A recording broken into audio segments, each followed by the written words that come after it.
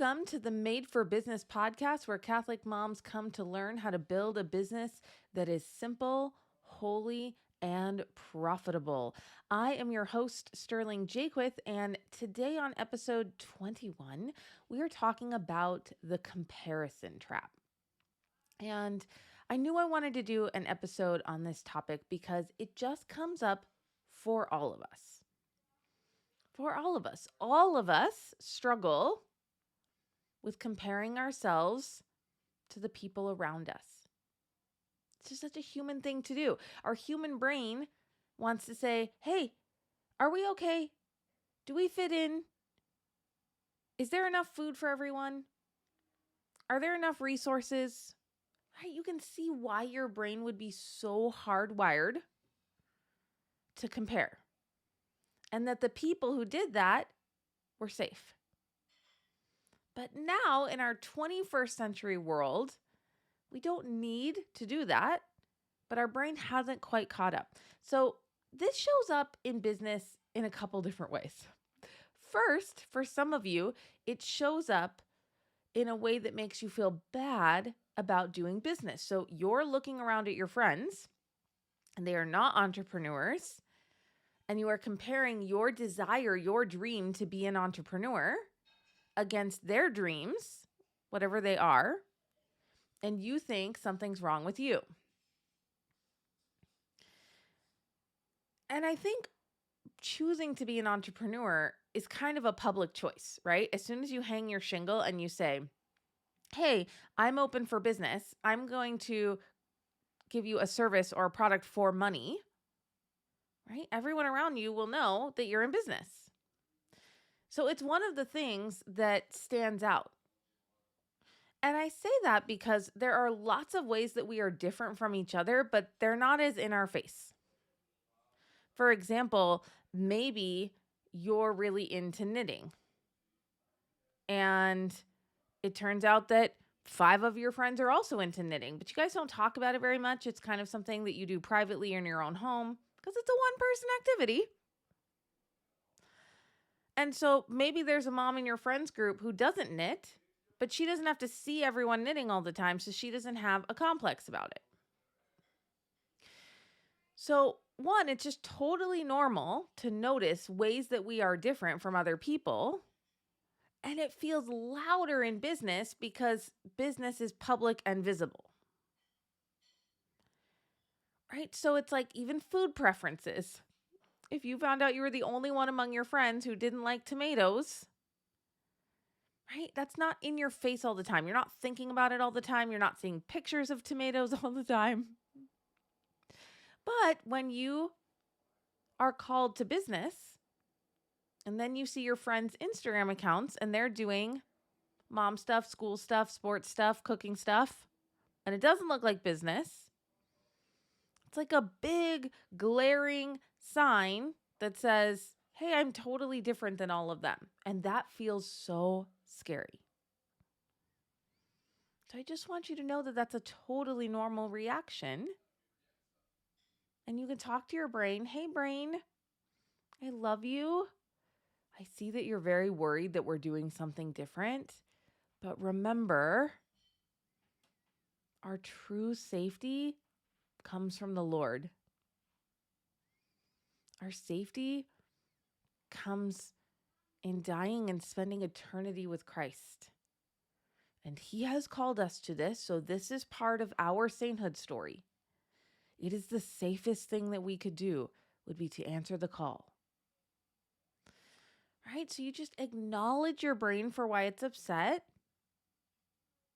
and then tell it why it's so safe. It's so safe to be different from your friends. And your friends love you and they support you, even if they don't understand. You're going to be okay. Discerning God's will and having the courage to do what He asks you to do is the safest thing. Maybe uncomfortable. There may be pain involved, but it is the safest thing. So that's kind of one way that comparison comes up that shuts us down from working on our business. We kind of convince ourselves that something's weird about us or it's wrong or we shouldn't be doing it. We feel guilty. because we're comparing this dream that God has given us to the dream that God has given the people around us. And again, it feels bigger than it is because it's a visible public thing. Okay.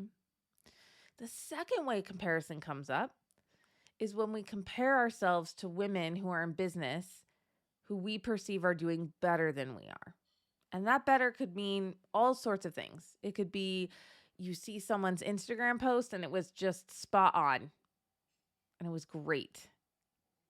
Maybe you see a Facebook post and a lot of people have commented under her post saying glowing things. And your brain thinks, oh, she has a lot of clients or she's making a lot of money. Maybe she launches a product or a service. And maybe it's something even you had been thinking about doing and she happened to finish it and launch it first. Maybe you actually know how much money she makes, right? So in my business mastermind, we report how much money we make. So you don't even have to guess. You could just see exactly how much money everyone makes. And so you could have a lot of thoughts and feelings about that.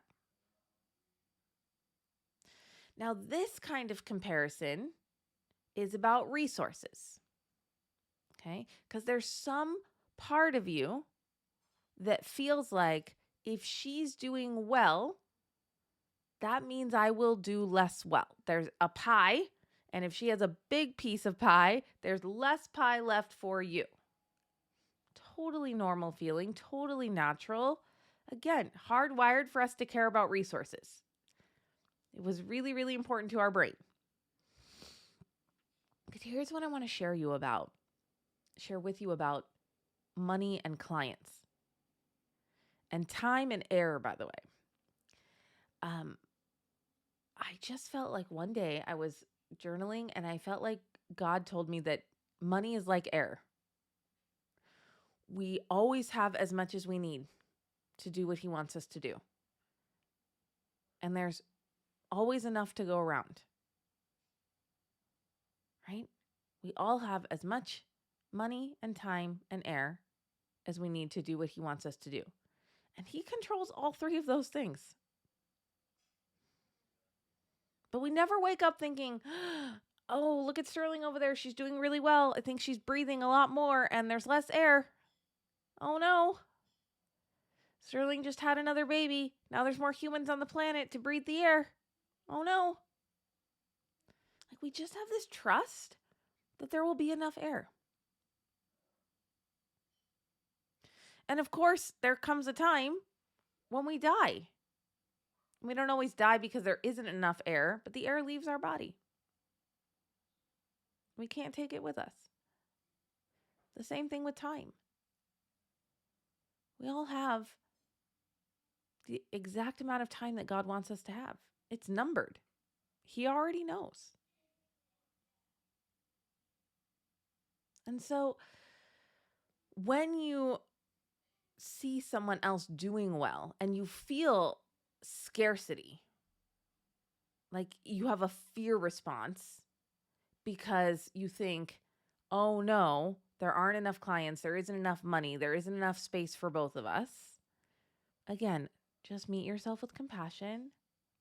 Of course you feel like that. Of course your brain would offer that to you. But you don't have to plant that thought. You don't have to water it. You can just calm your brain down. Hey, brain, God has a plan for us. He will give us exactly as much money and time and air that we need. For me personally, I always like to go to, there are 77 million Catholics in the United States. I only need 1,000 to build a very successful business. 1,000 out of 77 million. Pretty sure I can do it.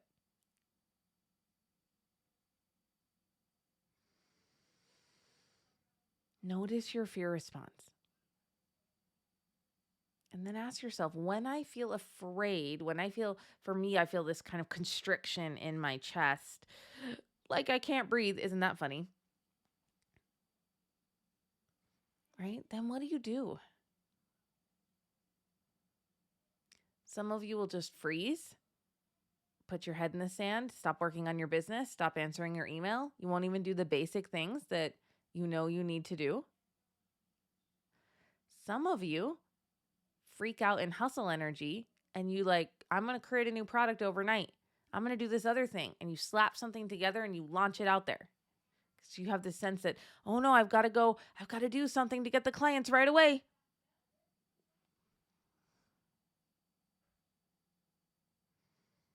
And you may sometimes freeze and sometimes have hustly panic energy where you work a lot, but it's not clean working, right?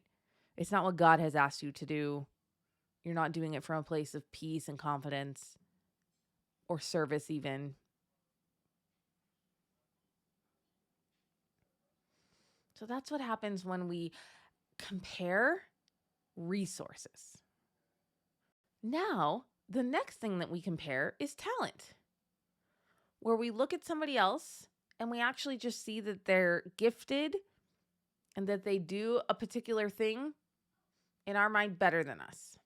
Maybe they're better at graphics or writing copy or giving presentations or putting together a workbook. Like we actually see the thing that they created and it makes us feel either jealous or shame.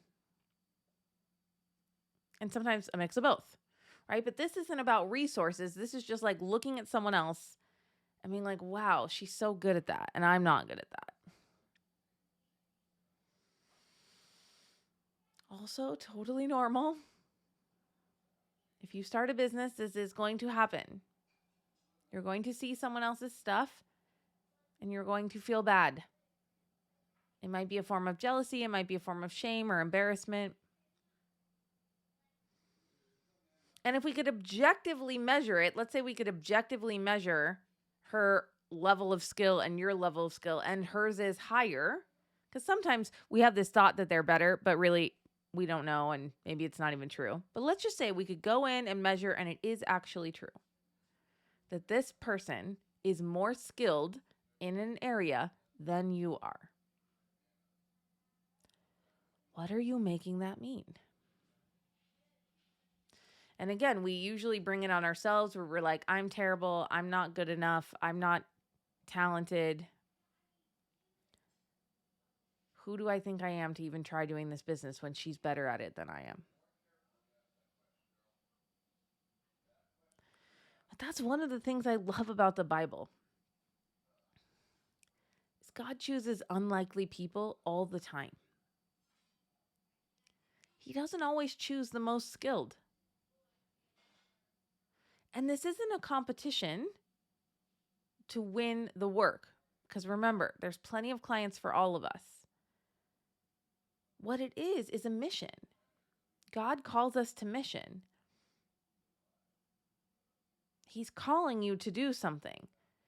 And you may not be the most skilled at it, but he's asking you to do it for a reason. Maybe because of your personality, maybe because of where you live, maybe because someone in your immediate circle needs this the most and it's going to be most well received from you.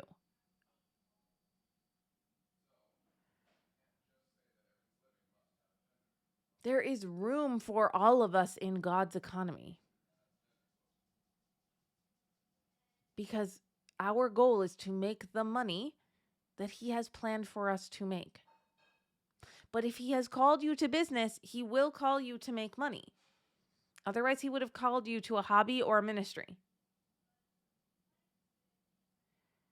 If he has called you to business, there are clients for you.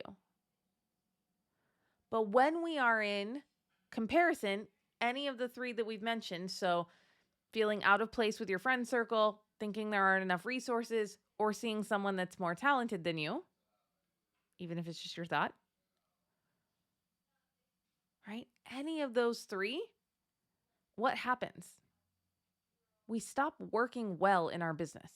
We either freeze, like I said, or we work poorly.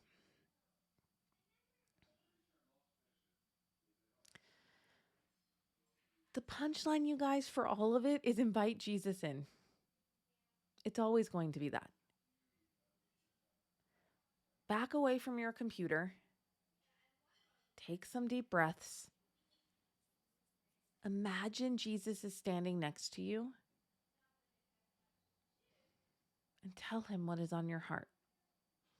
Lord, I'm feeling really discouraged right now. I saw what this other person posted and it was beautiful. And I just feel discouraged. It made me feel yucky. And then describe it. I feel this yuckiness in my stomach, like a sinking feeling. It makes me feel bogged down and sad. And you don't need to intellectualize this. You don't need to figure out why you're having this feeling. Just describe it and sit with it. I'm just feeling discouraged. Lord, I feel really discouraged right now.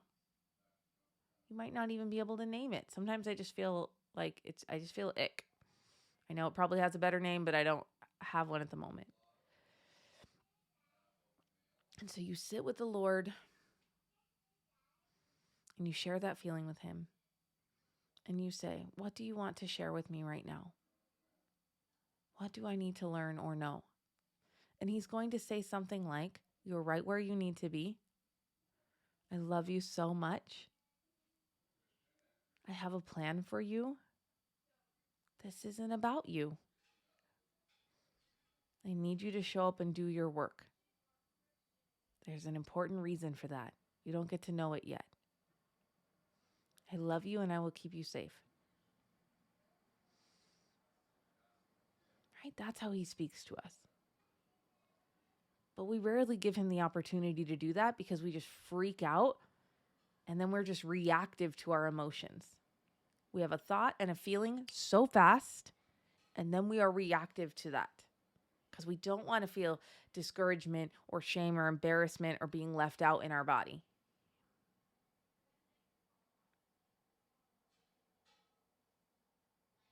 Invite him in. Calm your nervous system down.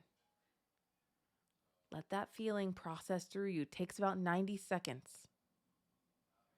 It's crazy. Just sit with it and say, I'm feeling shame right now. Shame is moving through my body. I feel waves of shame. In 2 minutes, it will be gone. You can feel it. It's like feels so strong. And then it like just starts to dissolve and then it's gone. Then you're left with calmness. Then you can ask God, what should I do? And he will tell you. You can use the Holy Spirit to run your business. And it feels amazing.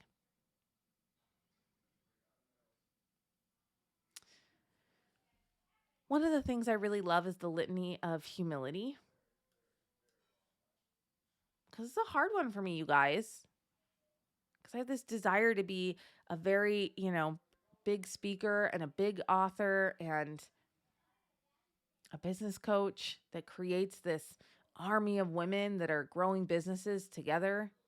I have a big vision in my mind. So it is especially important for me to read the litany of humility and just to constantly bring it back to, I'm so small. I'm not worthy of anything. I don't know anything. Everything comes from God. I'm detached from the story.